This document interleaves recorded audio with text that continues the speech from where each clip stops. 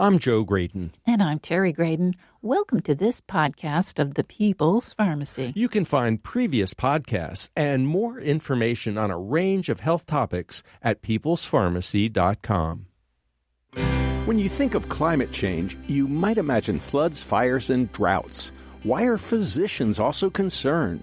This is the People's Pharmacy with Terry and Joe Graydon.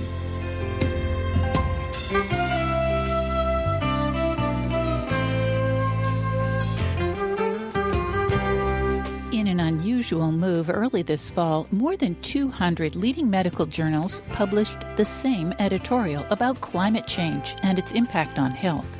This crisis, say the authors, is too urgent to postpone until after the pandemic is over. We don't usually think of doctors as advocates, but the editorial calls for urgent action to control global warming. Physicians worry about increasing tropical infections, along with heart and breathing problems. Coming up on the People's Pharmacy, how climate change is affecting our health.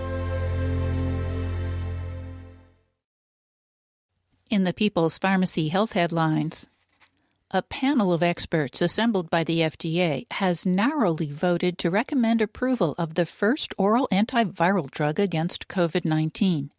These outside advisors voted 13-10 to give molnupiravir the green light. But the debate was intense, and the outcome was not a slam dunk for the developers, Ridgeback Biotherapeutics and Merck. Originally, the public was told that the drug was 50% effective at reducing severe illness and hospitalization. By the time the data were submitted for FDA consideration, though, the relative risk reduction dropped to 30%. The absolute risk reduction was only 3%. Concerns were also raised that the drug might be dangerous for fetal development and could lead to birth defects. Because the drug interferes with the way the virus replicates itself, some experts worry that scrambling the way the virus multiplies might lead to new variants. Critics warned that if patients failed to take the full 5-day dose of antiviral medicine, this risk could increase. Despite such reservations, the panel ultimately agreed that the benefits outweighed the risks. It's expected that the FDA will follow British regulators and approve molnupiravir in coming days. It's being sold in the UK as Lagevrio. The company believes that molnupiravir will work against the new Omicron variant because it doesn't target the spike proteins. A competitor compound from Pfizer called Paxlovid is reported to be 89% effective at preventing hospitalizations and deaths when given early to high-risk patients. It will have to be given with another medication, an AIDS drug called ritonavir, to boost blood levels of Paxlovid. FDA review is expected soon. Last year's flu season was exceptionally light. As a result, public health authorities are concerned that there may be little antibody protection this year. Outbreaks of flu have begun on college campuses, and the CDC is concerned that many of the cases seem to be influenza A, H3N2. This strain of influenza is more likely than others to cause serious illness, hospitalizations, and death among older adults. The CDC urges people to get their flu vaccinations now, along with everyday precautions like staying home when ill, washing hands frequently, and covering coughs and sneezes effectively. For decades, cardiologists have admonished Americans to cut back on fat in the diet. In particular, saturated fat was supposed to raise cholesterol levels and clog coronary arteries. The advice was to stay away from any food with sat fat, especially dairy products such as cheese, butter, whole milk, or ice cream. A new report suggests that some foods rich in sat fat are indeed risky, while others are not. The scientists analyzed data collected as part of a large epidemiological study of diet and health in Europe. During the study, more than 10,000 participants in 10 countries had heart attacks, strokes, or other events associated with cardiovascular disease. They were matched to 16,000 volunteers who remained healthy. All of the people in this study had filled out extensive questionnaires on diet and lifestyle. Overall, there was no link between saturated fat consumption and risk of cardiovascular disease. However, there were differences based on foods. People who ate more red meat and butter were more prone to heart disease. Those who ate more yogurt, cheese, or fatty fish, on the other hand, had a lower risk, even though these foods are also high in saturated fat. This research, published in the Journal of the American Heart Association, challenges decades of advice to avoid all saturated fat. Another study suggests that regular coffee drinkers may be helping their brains. Australian researchers tracked more than 200 older adults for over 10 years. At the start of the study, all participants were cognitively normal. Careful testing throughout the study and brain imaging revealed that people who drank more coffee maintained better cognitive function. This may be a protective factor against Alzheimer's disease. And that's the health news from the People's Pharmacy this week.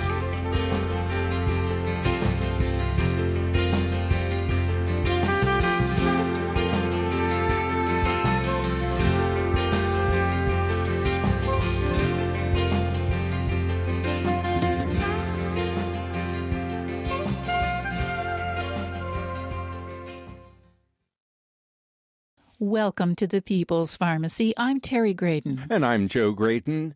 At the recent COP26 Climate Summit in Glasgow, nations agreed to limit global warming to 1.5 degrees centigrade, but there's so much more work to be done. Public health authorities and physicians are also concerned about how climate change can affect health. Many people were surprised early this fall when more than 200 medical journals ran an editorial naming climate change as the greatest threat to global public health. Such a joint statement was unprecedented. The authors say that we can't wait until after the pandemic to act on climate change. To learn more, we turn to one of the authors. Dr. Karen Solomon is a deputy editor at the New England Journal of Medicine and an associate professor of medicine at Harvard Medical School. She oversees submissions related to climate change and health and has authored perspective articles for the New England Journal of Medicine on that topic. At Harvard Medical School, she is co-chair of the Climate Change Subcommittee of the Harvard Medical School Faculty Council. At Brigham and Women's Hospital, she is a member of the Climate Action Council. She's also a founding member of Climate Code Blue, a group of Boston area physicians engaged in education and advocacy regarding climate change, health, and environmental sustainability. Welcome to the People's Pharmacy, Dr. Karen Solomon. Thank you so much for having me today. Dr. Solomon, in September, an unprecedented, I can't even believe this happened, 200 plus medical and health journals, including veterinary journals, published the identical editorial on climate change. In it, the authors contend that 1.5 degree rise in global temperature is the, quote, greatest threat to global public health. Now, why did you and your fellow editors at the New England Journal of Medicine, arguably the most prestigious journal in the world, decide to publish this editorial in your journal? Great question. So the reason is that we understand that this is truly an existential crisis, and the implications for health of climate change are vast. And we felt that it was important to be part of a group of journals and healthcare advocates really getting that message out there. Well, Dr. Solomon, 1.5 degrees Celsius, which is about 2.7, less than 3 degrees Fahrenheit, doesn't sound like a lot. What are the health consequences of such a rise in global temperature? Yeah, so it has much greater implications than one might think from how small the number seems. So what we know is that, just sort of stepping back a bit, okay, when we burn fossil fuels, we increase greenhouse gases, and that leads to these higher temperatures, along with increased sea level rise and also, intense weather events. And through direct effects of these, as well as through indirect effects on water quality, air quality, social factors, etc., there are numerous health consequences. And they really run the range from increases in heat-related illnesses, increases in respiratory and heart diseases, insect-borne diseases, allergies. We know that pregnant women have worse pregnancy outcomes when they're exposed to extreme heat.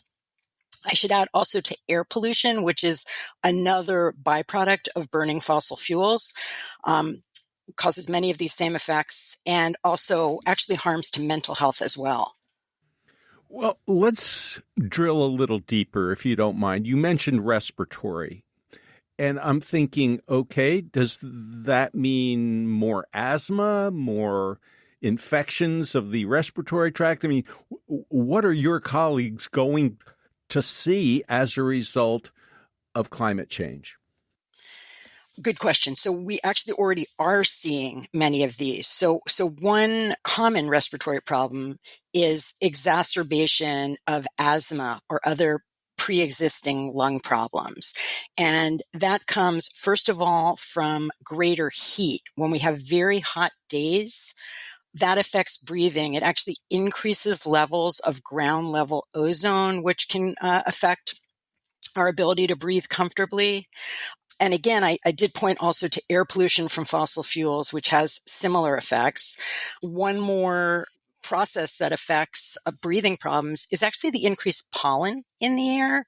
So many people have noted increases in allergies or new allergies. And that is partly because the warmer weather is increasing the length of the growing season. But we also know that higher carbon dioxide levels in the air stimulate pollen production from plants. And so we're seeing people come in with allergies, and then those who are predisposed to asthma, exacerbated by allergies, will often come in with asthma flares. And I suspect there's another problem as well. We have had unbelievable fires, especially on the West Coast over the last several years. And when we have those kinds of fires that are sustained over large territories, that means smoke.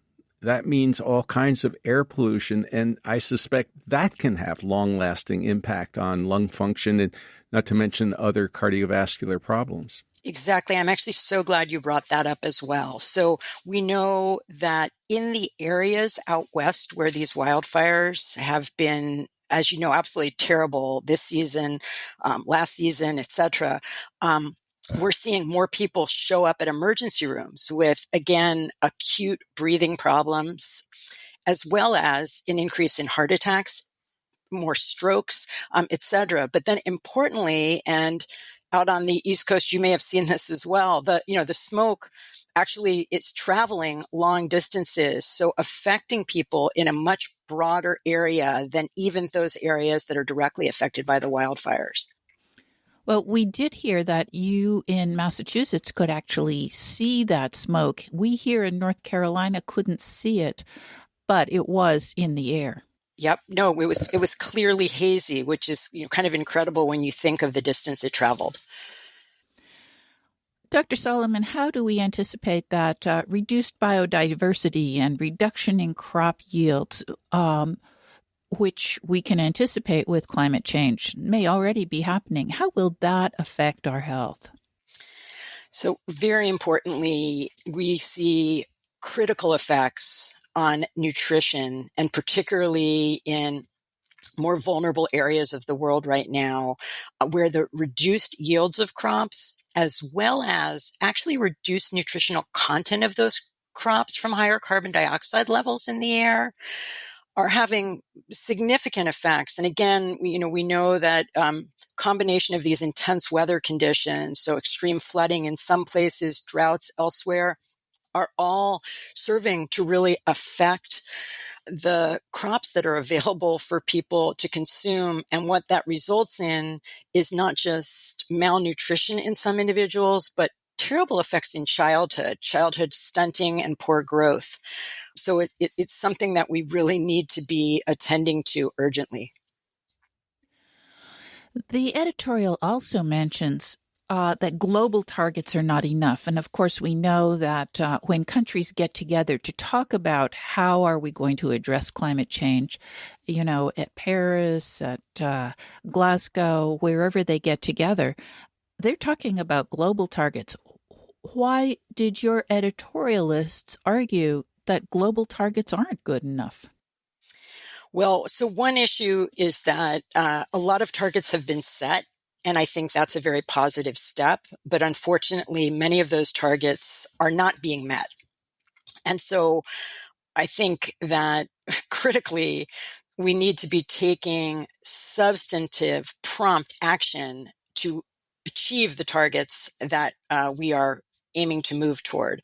But another issue that was brought up in the editorial, and I think is very important to point out, is that the wealthiest countries in the world have contributed the most to climate change. Yet the countries that are suffering and regions that are suffering the most are actually poorer countries that did very little to contribute. And therefore, the wealthier countries really need to step up and be helping for us internationally to be able to address this crisis in the necessary ways. Dr. Solomon, one of the ramifications of climate change will be rising sea level. And that means that people who live close to the coast are going to have to move. And that includes wealthy countries as well as poor countries and island nations. What impact will that have on health? So we're already seeing what you're raising, and it has critically important effects on health. So what we're seeing is mass migration, and the effects of that are broad. So one I want to absolutely emphasize is the mental health effects of social upheaval, the depression, anxiety, post-traumatic stress that people experience in that domain. From an infectious disease standpoint, we see the spread of diseases as people move. Often people are crowded into suboptimal conditions, which can facilitate the spread of disease. So, we need to have adequate systems in place to really accommodate the health needs, both physical and mental health, of those who are struggling with these issues. You're listening to Dr. Karen Solomon, Deputy Editor of the New England Journal of Medicine. She oversees submissions related to climate change and health. Dr. Solomon is also an associate professor of medicine at Harvard Medical School and co-chair of the Climate Change Subcommittee of the Harvard Medical School Faculty Council. She's a founding member of Climate Code Blue, a group of Boston area physicians engaged in education and advocacy regarding climate change and health. After the break, we'll find out how climate change is affecting our health. In addition to rising temperatures, what else is climate change doing? Dr. Solomon and her colleagues say that equity is an essential consideration as we adapt to changes in climate. How do they define it, and why is it so crucial? We'll also discuss how climate change could affect infectious diseases and their spread. Why are some doctors so involved in this environmental and political issue?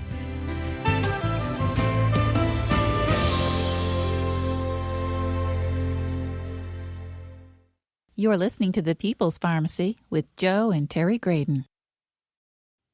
This podcast is made possible in part by CocoVia, maker of high-potency cocoflavanol supplements. Cocoflavanols are among the most well-studied plant-based nutrients, backed by 20 years of scientific research. CocoVia Cardio Health is available in capsules or powder, providing 500 milligrams of cocoflavanols daily. This supports better blood flow and vascular performance. CocoVia also offers Memory Plus, supplements with 750 milligrams of cocoflavanols. This product is backed by 4 different clinical studies demonstrating significant improvement in several aspects of memory. CocoVia flavanols are derived from real cocoa beans. They offer you all the benefits of chocolate without the sugar. More information at cocovia.com.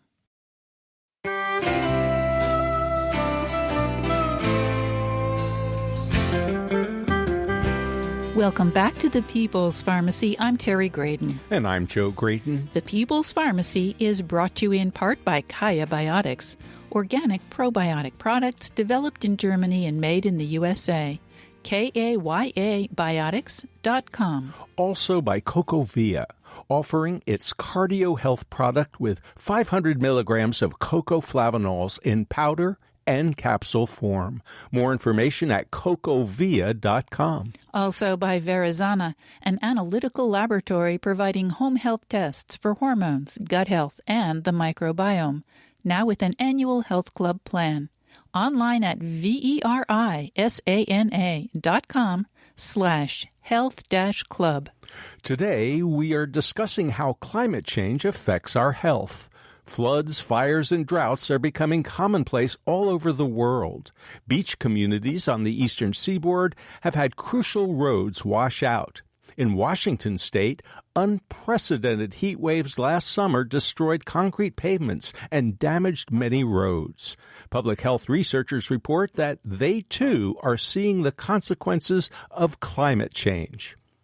Our guest is Dr. Karen Solomon, Deputy Editor of the New England Journal of Medicine. She oversees submissions related to climate change and health. Dr. Solomon is also an Associate Professor of Medicine at Harvard Medical School and co-chair of the Climate Change Subcommittee of the Harvard Medical School Faculty Council. At Brigham and Women's Hospital, she's a member of the Climate Action Council. She's also a founding member of Climate Code Blue, a group of Boston area physicians engaged in education and advocacy regarding climate change and health. Dr. Solomon, we're living in a time when people are very distrustful. Many of our listeners don't trust vaccines for COVID. They don't even believe that COVID exists, that somehow it's all a giant fraud. There are people who don't believe in climate change. They don't believe their doctors. They may not believe 200 plus medical journals and the editorial. It's like all a plot. It's all a fraud. How do you respond to people who just don't believe that climate change is happening?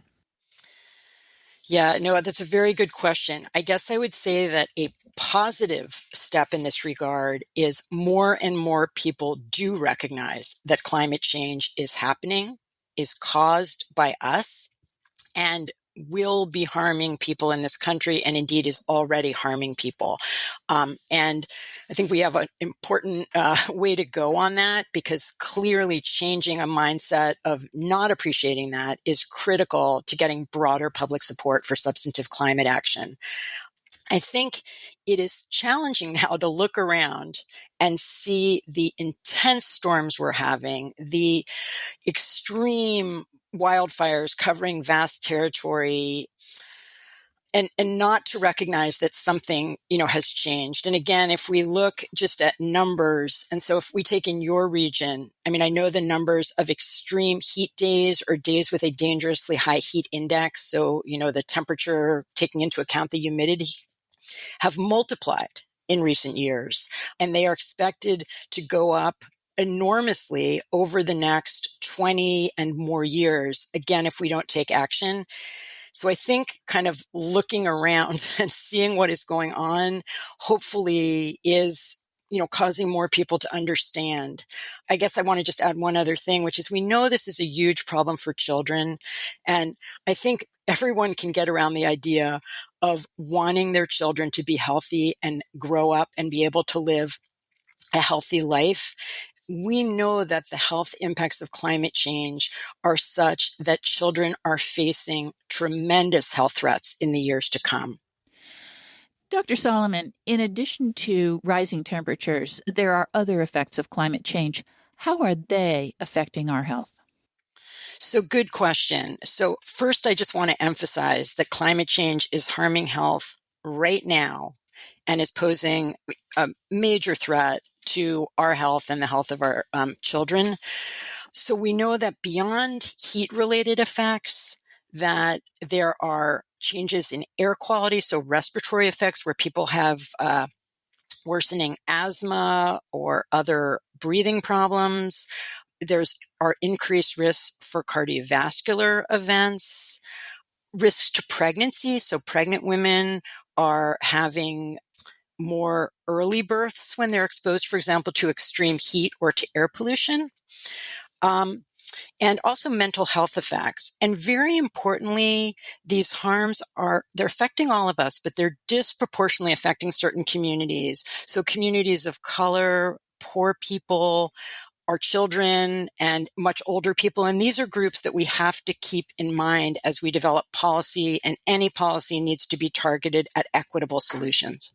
Well, in fact, equity is mentioned prominently in that 200 plus journal editorial. Yes. Why is equity so important? How do you define equity? Well, again, so I think the critical point is our recognizing that certain groups are disproportionately harmed. And in general, they are groups that contributed the least to the problem. And so we need to really be sure that policies are affecting health in those communities, ensuring appropriate access to care, and really essentially acknowledging these disparities that must be corrected. Dr. Solomon, I'd like to talk a bit about infectious diseases. You know, we've been focused so intensely on the pandemic that we may be losing sight of the fact that climate change is going to infect and affect tens of millions, perhaps hundreds of millions of people because of other infectious agents. I mean, we haven't had to worry much about malaria in North America, but that could change over the next several decades. But there are all kinds of potential problems, fungal infections that we may not have appropriate treatments for. The permafrost is melting, and I'm wondering if things are going to get into the atmosphere. So help us understand the impact of climate change on infectious diseases. Great question. So we certainly know that with warmer temperatures, and then also with this vastly increased rainfall in certain areas, that we're seeing both increases in the seasons that the length of the seasons that insects are active, that are carrying diseases. And as you just alluded to, we're seeing infections show up in places that they didn't exist before. And it is, critical, again, that we're, first of all, aware of these so that we make sure that our doctors are trained to recognize these and to, treat them effectively. But again, it's sort of one more reason we have to be paying attention.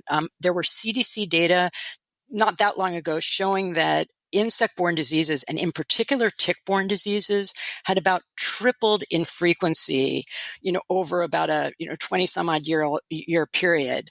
And that is only expected to get worse. And as you mentioned, it's not just increases in the numbers of patients developing diseases that, we're kind of used to seeing, but 100% correct that we're talking about dengue and chikungunya, diseases that we didn't see now kind of showing up in the southern U.S., Zika, which was something we never saw before, having come here in recent years.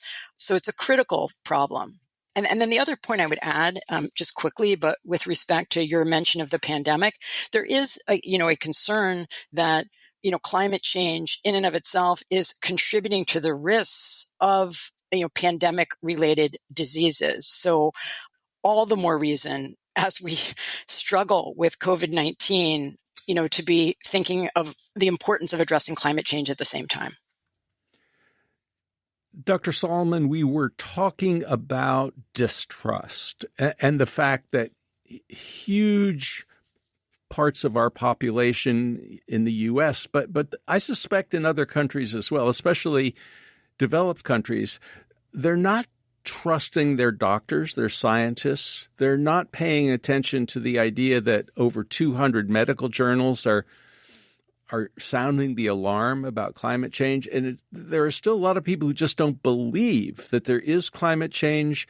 They don't believe that there is a pandemic. They don't believe that we need to be concerned about rising temperatures or rising sea levels. How are we going to address the problem of distrust? No, it's such a difficult question, and I wish I had a great answer to it. One point I would make is while I agree that many people are unfortunately distrustful of science and what they're, hearing in, certain news media, the majority of people, I think, actually trust their own doctors. So there are actually really nice data and recently, suggesting that this still holds, that when people are asked who they trust the most out of a wide range of occupations, they rank physicians and nurses at the very top of that list.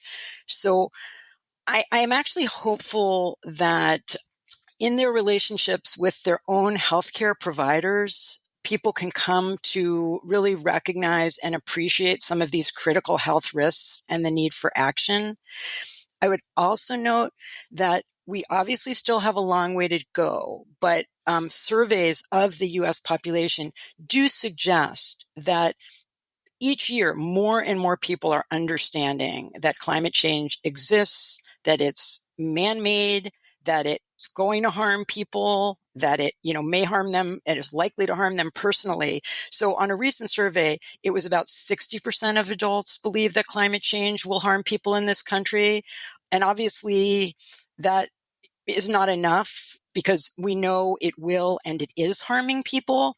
But my hope is that we are moving in the right direction, and that as people look around and they see these intense weather events out of proportion to anything that we were seeing, in past years, that more and more people will come to understand this and to recognize the importance again of us coming together and taking the action needed. I wonder if you can tell us about an organization you helped form, Climate Code Blue. Sure. So we are a group of physicians in the Boston area, and we came together because of our extreme concern about the health effects of climate change. And again, our recognition that we need to do whatever we can to promote prompt, equitable action. So we're involved in a lot of educational efforts, in legislative advocacy, and sort of, calling individuals and meeting with representatives to discuss why climate policies that push for rapid transitions to renewable energy are critical for our health. And we really are trying to amplify the voices of communities that, again, are frontline communities that are most affected by this crisis and whose voices are often not adequately heard. Dr. Solomon, a lot of people may say, wait a minute. Why are doctors and health professionals so involved in something that seems environmental? It seems political. It has to do with economics. Why are doctors getting involved? So I think this is right in the lane of doctors and other health professionals, again, because we know it is a health crisis. And our role as physicians or other health professionals is really to protect our patients' health. And in order to do that, we need to address what you have mentioned we view as the greatest threat to global public health. So I think what's been a really positive sign, both, the editorial across all the journals, there have been other efforts by numbers of medical groups coming together in a consortium on climate health and equity to speak out and make very, very clear the health risks that we're facing and the profound health benefits of taking the necessary action.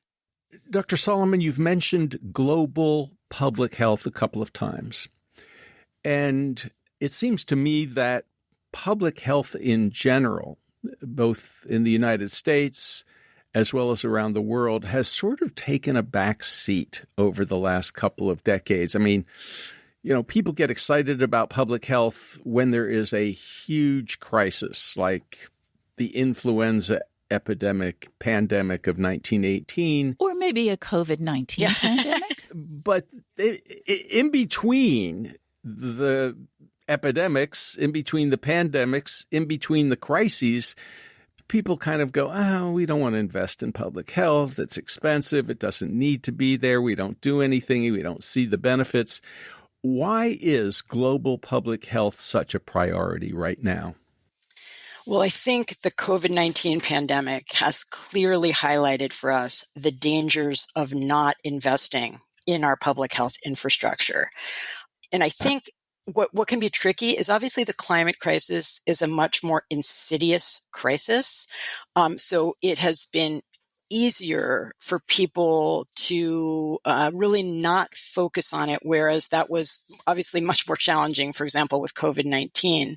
But I think, again, as the number of intense storms and the numbers of extreme heat days that are hazardous to health, I mean, for example, we're seeing marked increases in heat-related mortality just in the last decade. And so as these things become clear, I think it's just obvious that investments both in getting at the root cause, trying to prevent the most catastrophic harms by reducing greenhouse gas emissions through our public policy. And then number two, preparing. Okay, so developing health systems that are resilient, that in the setting of extreme storms can still deliver healthcare, where supply chains are sufficiently robust, that again, we're going to be able to provide people the care they need, are critical and are increasingly recognized to be critical for health. But 100% agree with you that investment in our public health system is a tremendously high priority to address this. Dr. Solomon, physicians and other healthcare workers are not always used to being, I won't exactly say politically active, but in a sense, advocates. I mean, they're so busy, they're so in the trenches dealing with human health, and in the case of veterinarians, animal health, that it's like, well, we don't have the time, we don't have the energy, it's not our job to talk about climate change. Why is it important for health professionals to become active?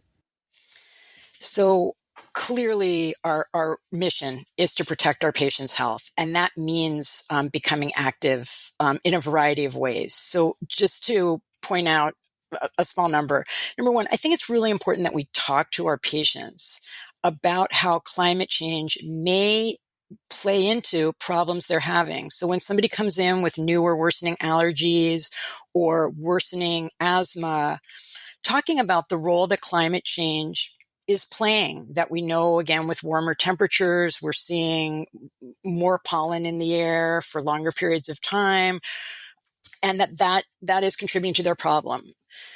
I know some docs worry that it's political to bring these up, but again, I think there's nothing political about trying to protect our patients' health. In terms of advocacy, I think, again, the fact that we know the serious health implications that burning fossil fuels has for our patients, and we know the tremendous benefits that have been projected by reducing greenhouse gas emissions and reducing air pollution. From transitioning rapidly to renewable energy, we need to educate people about that, and we need to educate our legislators, and really be talking to them about why these potential legislative changes are critical for health.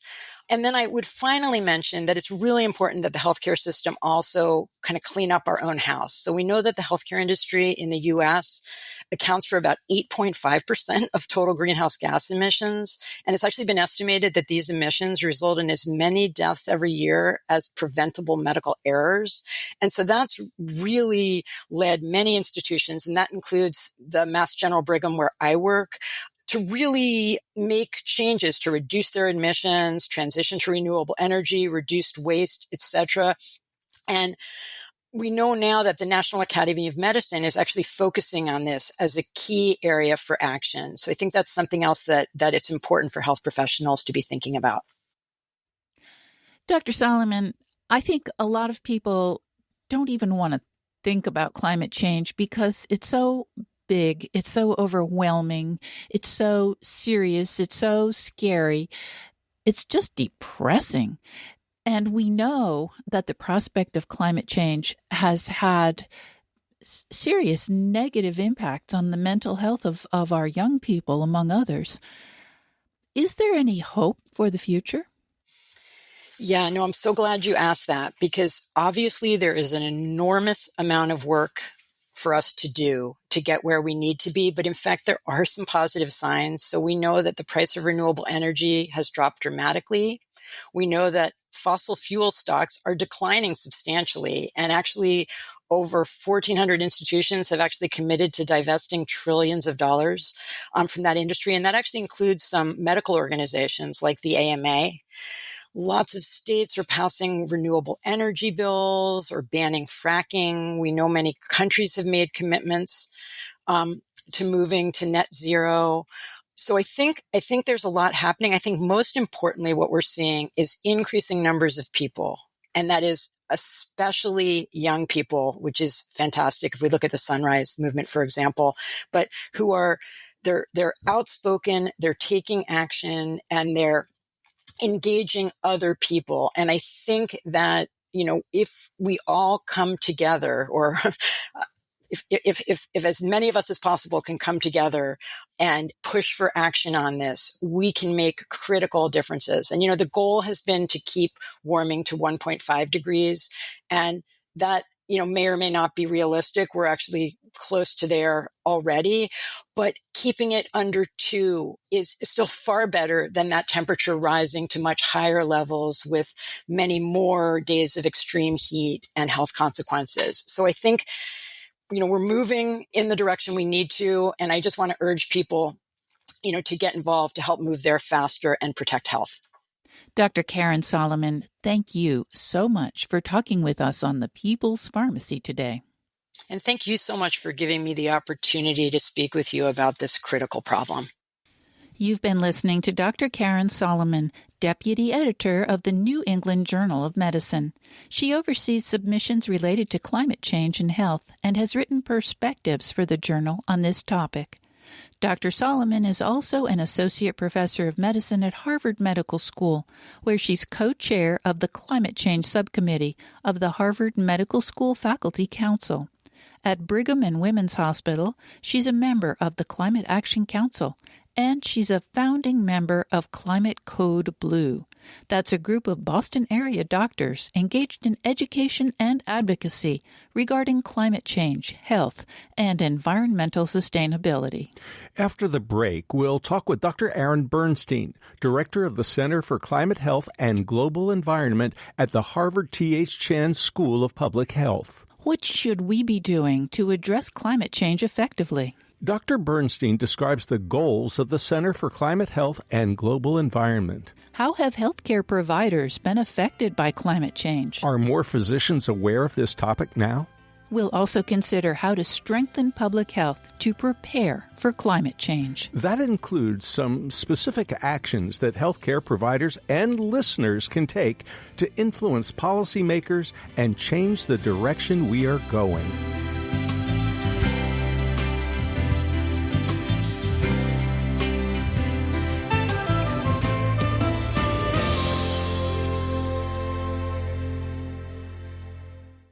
You're listening to The People's Pharmacy with Joe and Terry Graydon.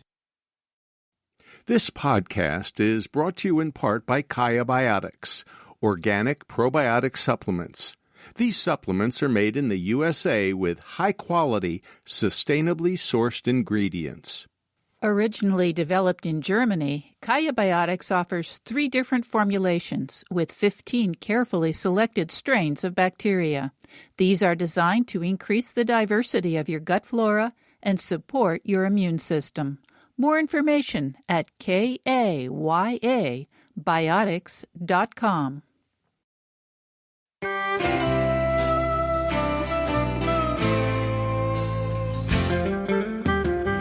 Welcome back to The People's Pharmacy. I'm Terry Graydon. And I'm Joe Graydon. The People's Pharmacy is brought to you in part by CocoVia, maker of high-potency cocoflavanol supplements that support cognitive and cardiovascular health. More information at cocovia.com. And by Kaya Biotics, microencapsulated, organic, hypoallergenic probiotic products developed in Germany and made in the U.S. KAYA Biotics.com. We're talking about how climate change affects our health. The public health system was unprepared for COVID-19.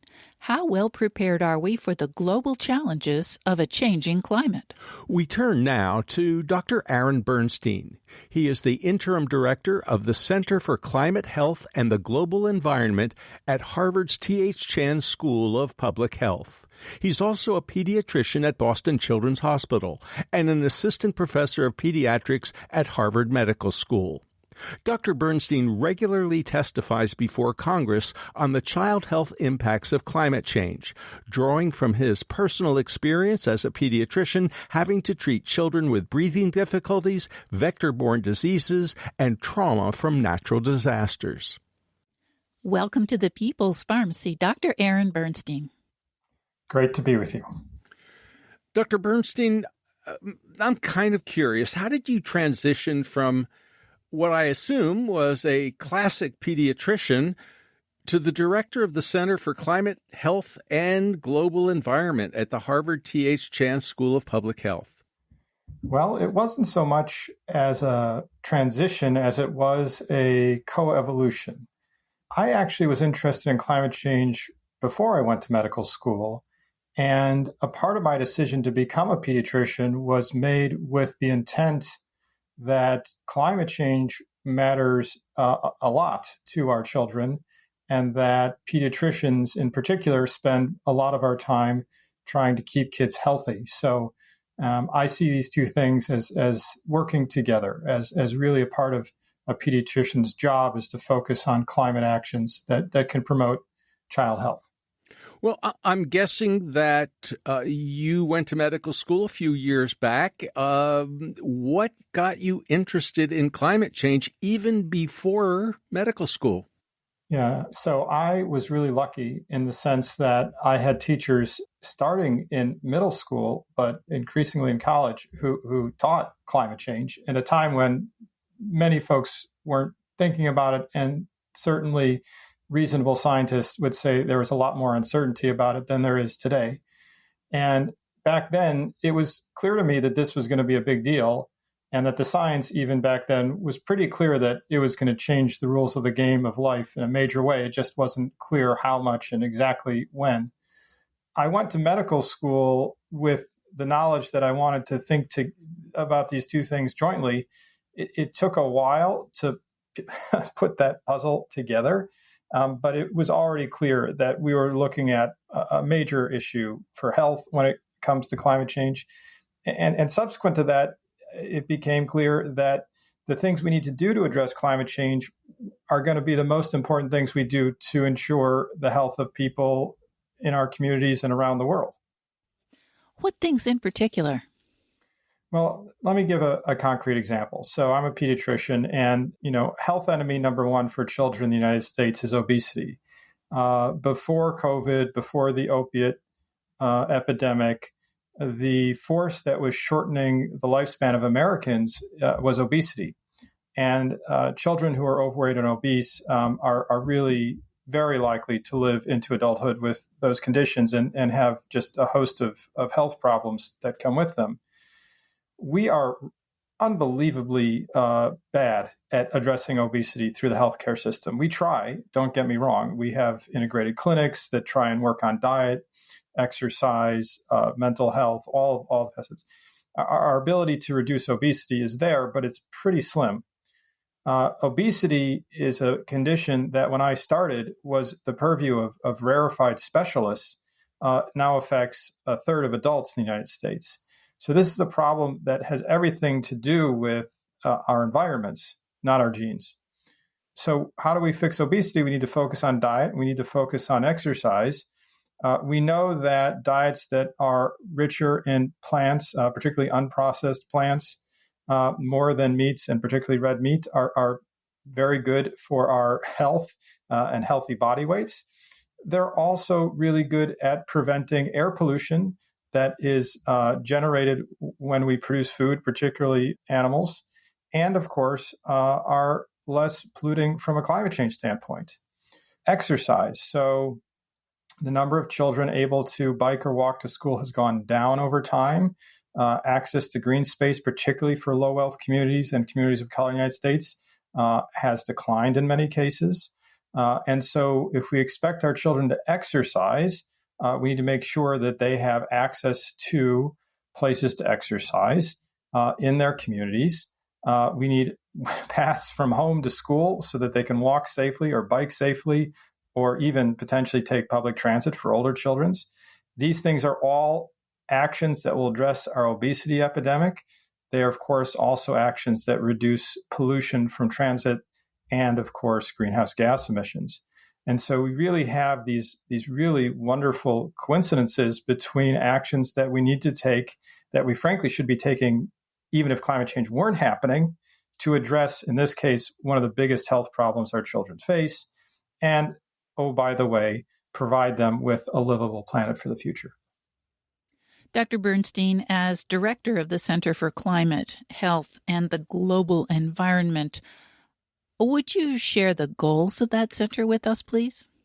Sure. Our mission at our center is to study and communicate how our health stands to benefit when we take climate actions, and especially for people who are on the short end of the health disparity stick too often.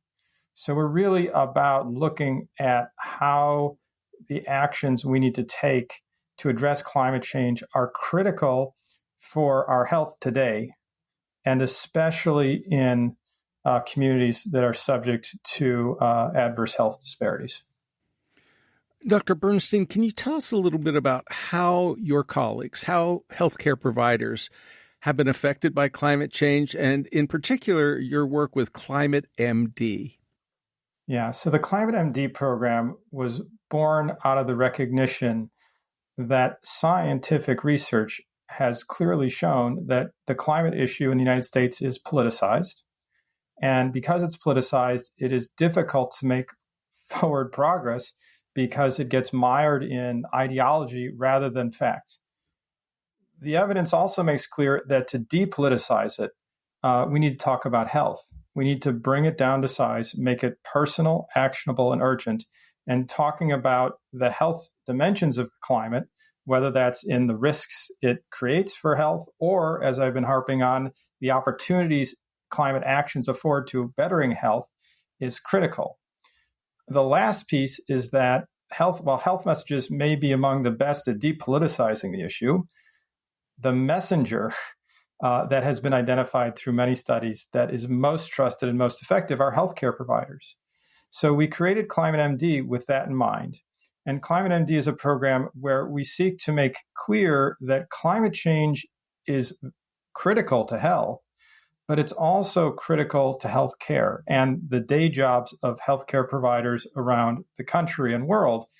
And we frame it that way because, one, the evidence is very clear that health, as you said, heat waves, power outages, floods are dramatically influencing how providers can do our jobs, whether it's access to medications we need to prescribe, whether it's our ability to turn the lights on in a hospital and deliver care. Climate change is affecting our ability to deliver high quality, effective care. And clinicians need to understand that and of course, build resilience to it. And by making it a part of our day jobs, by making climate a part of our day jobs, we hope and expect that more providers will be talking about climate as a health issue and really help us advance our work to making sure we're doing what we need to do to address climate change. Have you found that more providers are talking about climate change? Yeah, I'm actually stunned by this. So I've been working on climate and health for over 20 years now. And when I started doing this, I was routinely asked, I'm sorry, you're a pediatrician. What are you doing working on climate change? And I, in recent weeks, have been on panels at medical gatherings, medical meetings, where there are hundreds of providers who are all talking about climate change. And it really, to me, signifies that we've hit a watershed in terms of healthcare provider engagement on this issue. And I think it's in part because providers are seeing the consequences of climate change show up in their clinics and hospitals, whether it's the wildfires in the West, the heat dome in the Northwest, the floods, the hurricanes. It's sort of so in our face right now that we can't ignore it. But I'm also heartened that the medical community is not merely focused on resilience, although that's critical. It's really recognized that we have this win-win opportunity for health and for the climate when it comes to climate actions. Dr. Bernstein, you are arguably at the most prestigious public health organization in the world, the T.H. Chan School of Public Health at Harvard. The pandemic has revealed a lot of weaknesses in our public health structure. So I guess my question to you is, how can we strengthen public health in the United States and around the world to prepare for the impact of climate change? Yeah, it's a great point. I think we're actually stronger in many ways than we've ever been. And I think the challenge is that we're not nearly close to where we need to be, particularly when it comes to the interface of the knowledge that comes from research in schools of public health and medical schools and other, places where research is the mainstay of life, and social media, which can make falsehoods distribute and sink in at a pace and a scale that is, entirely unprecedented. So I think our strength is actually good. It obviously needs to be better, but our foe is stronger than anything we've had to deal with before. So to me, that means we need to be yet more effective in thinking about how we educate students about science and health in this country. We need to be thinking much more about how we can do better at communicating health information. I think that essentially the absence of an effective communication strategy on the pandemic early on really set us back and allowed a lot of confusion and doubt to take root. I don't think it is completely a function of that, of course, what we're dealing with today. But I think we do in public health need to think really hard about the reality that we can no longer sit around and do research and hope that it gets used properly. We need to do work to make sure that all of the work we do to understand things like COVID gets to the places that it needs to go in ways that people can understand it and use it. And to me, that's the big lesson of COVID, and it offers a real opportunity to take that learning and bring it to the climate sphere, because we've been struggling in effectively communicating on climate for a long time. That actually inspires me to ask about some very specific actions that might be taken, first by your fellow healthcare providers, and second by our listeners who are members of the public. How can we influence people who are in control of the policy and the purse strings so that they first acknowledge the crisis and second, do something?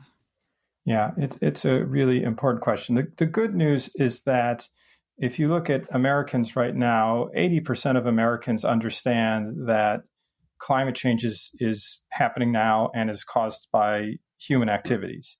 So there's a relatively small fraction of folks who haven't gotten to that point yet. But remember that across a whole suite of scientific pieces of scientific knowledge, you rarely get 80% agreement among Americans on anything. So I see that as a major victory. Now, to the next point is, how do we get elected officials behind that? Well, that challenge, I think, is a couplefold. One is we need to double down on our efforts to get money out of politics in this country. It disenfranchises everyone, so that our elected officials are elected by us, but they're beholden to people and corporations with lots of money. And unfortunately, on the climate issue, and this applies on all kinds of issues, it distorts the ability of our elected representatives to do what's in many cases what they realize the best interests of their own constituents, that they're fighting this war between their constituency and their funders. And it's a tragedy of epic proportions, but that's a cornerstone, not just for climate, but for other things. I think the next piece is that we have to continue to innovate at the local and state level. The federal government rarely comes up with good ideas independently. They're all appropriated from elsewhere. And the more we can show through actions in our communities, in our states, how we can get these win-wins through climate action, the more likely they are to bubble up and get to federal policy, because we actually do need to have a federal cohesive federal policy. I think this administration is working hard to do that, but it's running into political resistance from various parts that, again, are beholden to technologies and fuels that were extremely important in the past, but are really problematic in the present and disastrous moving forward. And so the only way that changes is through, campaign finance reform and through showing that, even with the distorted finances of the politics, there are real wins for local economies, health equity, all of the things that have been shown now in many cases with climate actions. Makes them irresistible. It makes it inconceivable. You'd be a fool not to do these things. And I think those are the cornerstones of getting us in the right, accelerating action in the right direction. Dr. Bernstein, in a recent article, you were quoted as saying, "We're spending more on trying to develop pan-coronavirus drugs than we are on actions that could prevent pandemics from all kinds of viruses." Do you feel that the funds and focus are misdirected as solutions are sought? We have a real opportunity right now to get one of the best bargains humanity has ever seen as we think about how to spend money in the response to COVID-19 in hopefully preventing another such catastrophe. When you look at where people's heads are on this issue, they are generally their starting point is a new pathogen, a new virus has already started spreading in people. How do we contain it? How do we stop it from spreading around the world? Through better tests, better drugs, and vaccines. And those are all critical because we're always going to have new pathogens emerge, some of which will have risk of spreading, certainly within countries and around the world. But that approach, that frame, it doesn't really make sense because it presumes that we're living on a planet with a stable climate and a biosphere that's intact. But we know quite well that the climate is unstable and that the biosphere is in tumult. There are more species disappearing from the Earth today than at any point in 65 million years.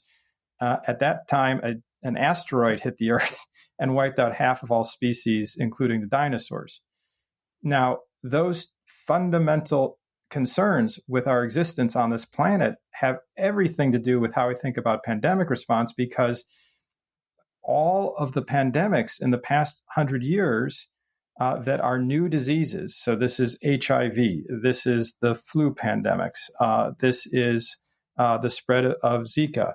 These diseases all entered into people from animals, usually wild animals, sometimes via livestock, because humans are changing our relationship with other animals.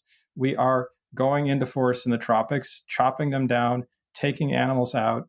We're raising animals in greater densities, in huge numbers.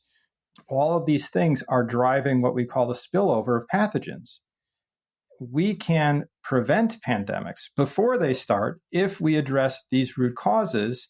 And in the case of probably the major driver of spillover, deforestation in the tropics, if we effectively prevent deforestation and do so in a way that's responsible and addresses the risk of spillover, you will get an unprecedented bargain. You will address one of the major drivers of climate change, which is chopping down forests, and you will address one of the major drivers of new pandemics, which is people going into forests to get wildlife or chop down trees. Dr. Bernstein, when I think of the medical profession, and you'll have to pardon me for this, I generally think of a fairly cautious, fairly conservative group of people. Now, I'm thinking mostly of the American Medical Association, the AMA. And I think that, when I think of lobbying and I think of, the big efforts in the past, it hasn't been proactive as an organization that's trying to deal with social issues like climate change. Now, that may be an old perception, and it may have changed dramatically. I'm curious about your perception of your profession and how it's changing and what you hope for the future. Yeah. Well, the leading edge on pushing healthcare forward on climate change is absolutely the youngest members of our ranks. The pressure for everybody to do more, whether that's the AMA, hospitals, clinics, providers of all stripes, is coming from our students. We now have leaders in many organizations. You see it at the New England Journal of Medicine, who, as you know, along with 200 leading medical journals around the world, published a joint editorial asserting that climate action was critical. You have leaders in major organizations around healthcare putting a stake in the ground here and saying, this is our North Star. We have to do this. It's our responsibility. And in many cases, it's good for, actually, in most cases, it's good for our patients that we serve and the values we hold. So I have great optimism that healthcare is becoming a leader in the climate movement nationally. And I see that accelerating in coming years. And I think, again, our role is critical because to move forward on climate, it must be depoliticized.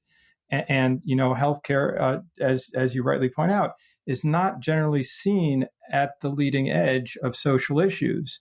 So when healthcare does come out in force, in unison, and say, this is actually a big deal for us, I think it's going to get a lot of attention. And that regardless of your political ideologies, it is likely one would recognize that this is something we have to do. And it's not going to be a sacrifice, fortunately. It actually is going to be an enormous opportunity for us in so many ways. Dr. Bernstein, when we talk about society and health, we may also think about health disparities. And reducing health disparities could be considered a moral imperative, but I'm wondering if it also has strategic importance. Yeah, well, health disparities is a moral imperative, but as you rightly point out, it actually addressing health disparities is an imperative for everyone's health, and the pandemic and climate shocks make that abundantly clear. Whether a crisis erupts from an emerging disease or from an unprecedented extreme weather event driven by climate, these crises exploit the fissures in our societies that inequality creates. And so we all stand to lose if we allow health disparities and inequity to fester. And the pandemic has revealed to us in the most painful way this reality, that when we allow folks to be living in poverty and children in poverty, to allow folks to live in substandard housing, when we allow folks to lack access to health care, these are moral wrongs, but they are disastrous for the health of our communities, our states, and our country. And so I think it's on people like me to continue to voice this, because we so easily will forget that our current circumstance is really the creation of inequity. And if we forget about that, the inequities will continue to fester, and we open ourselves up to enduring another mess like we have just, we're trying to emerge from at the moment. Dr. Aaron Bernstein, thank you so much for talking with us on the People's Pharmacy today. Thanks for having me.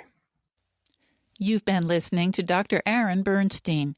He's the interim director of the Center for Climate, Health, and the Global Environment at Harvard's T.H. Chan School of Public Health. He's also a pediatrician at Boston Children's Hospital and an assistant professor of pediatrics at Harvard Medical School. Dr. Bernstein leads Climate MD, a Harvard Chan Sea Change program to encourage physicians to transform climate change from an issue dominated by politics and concerns about the future or faraway places to one that matters to every person's health here and now.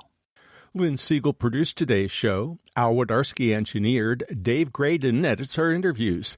B.J. Liederman composed our theme music. This show is a co-production of North Carolina Public Radio, WUNC, with the People's Pharmacy. Today's show is number 1282. You can find it online at peoplespharmacy.com. You can subscribe to our podcast through your favorite podcast provider. We post the show on our website on Monday morning. This week, the podcast contains information that wouldn't fit into this broadcast. Dr. Solomon describes why it's important for health professionals to become active as advocates. Dr. Bernstein also discusses the strategic importance of reducing health disparities. If you'd like to add a comment about this show, look for the post on our website. You can enter your comment at the bottom of the show notes for 1282 under the podcast tab. At peoplespharmacy.com, you can sign up for our free online newsletter to get the latest news about COVID-19 and other important health stories. By subscribing to our newsletter, you'll also have regular access to our weekly podcast and find out ahead of time which topics we'll be covering. In Durham, North Carolina, I'm Joe Graydon. And I'm Terry Graydon. Thank you for listening. Please join us again next week.